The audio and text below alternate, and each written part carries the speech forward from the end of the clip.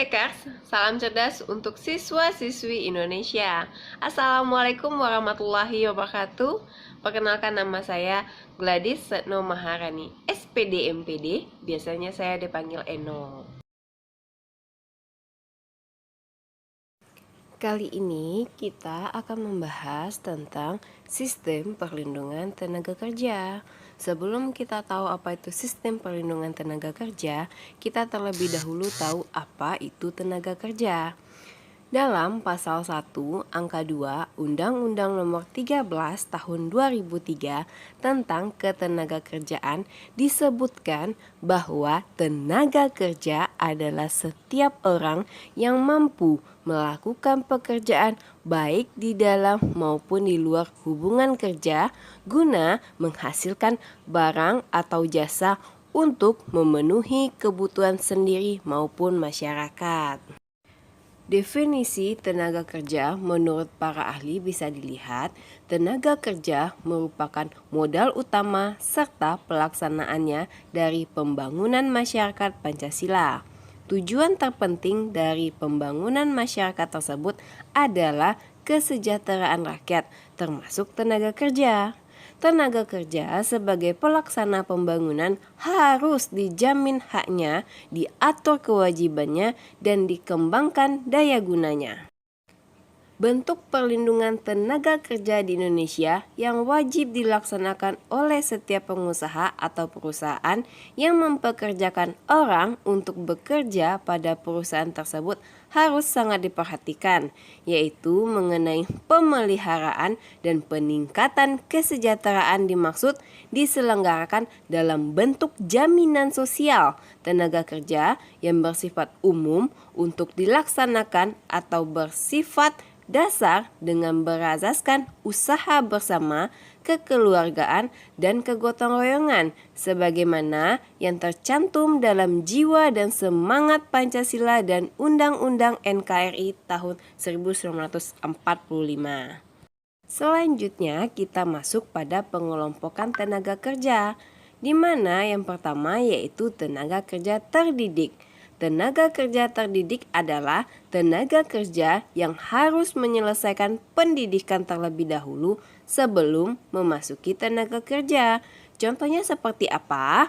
Tenaga kerja terdidik ini adalah seperti guru, dosen, angkutan, pengacara, arkeolog, polisi, ilmuwan, dan dokter.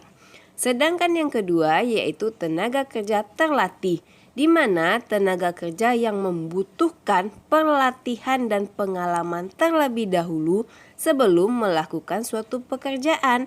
Contohnya seperti supir, masinis, montir, tukang las, juru masak, dan tukang ledeng. Dan yang ketiga adalah tenaga kerja tidak terdidik dan tidak terlatih, di mana adalah tenaga kerja yang tidak memerlukan pelatihan atau pelatihan secara khusus dalam melakukan pekerjaan. Contohnya seperti kuli punggul, kuli bangunan, buruh tani, dan buruh pabrik. Kemudian kita juga masuk mengenai hak-hak para pekerja. Ada yang pertama adalah kesempatan dan perlakuan yang sama. Yang kedua, pelatihan kerja. Yang ketiga, penempatan kerja. Dan yang keempat, perlindungan, pengupahan, dan kesejahteraan. Sedangkan yang kelima yaitu hubungan industrial. Adapun syarat-syarat keselamatan kerja antara lain yang pertama, mencegah dan mengurangi kecelakaan. Kemudian mencegah, mengurangi, dan memadamkan kebakaran. Mencegah dan mengurangi bahaya peledakan.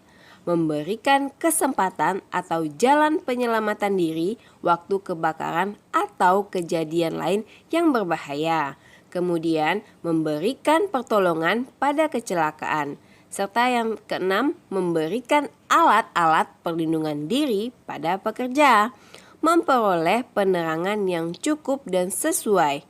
Kemudian menyelenggarakan suhu dan lembab udara yang baik, serta memelihara kebersihan dan kesehatan ketertiban. Selanjutnya kita lihat masalah-masalah ketenagakerjaan. Yang pertama itu bisa dilihat jumlah angkatan kerja tidak seimbang dengan kesempatan kerja. Kemudian mutu angkatan kerja yang rendah. Persebaran angkatan kerja tidak merata. Masalah upah tenaga kerja yang rendah. Cara penanggulangan masalah tenaga kerja di Indonesia bisa dilihat yang pertama, membuat undang-undang baru di bidang ketenagakerjaan. Kemudian, perbaikan dalam pendidikan, serta perluasan lapangan pekerjaan. Oke, cukup sekian dulu materi kita hari ini. Mohon maaf apabila ada salah kata. Assalamualaikum.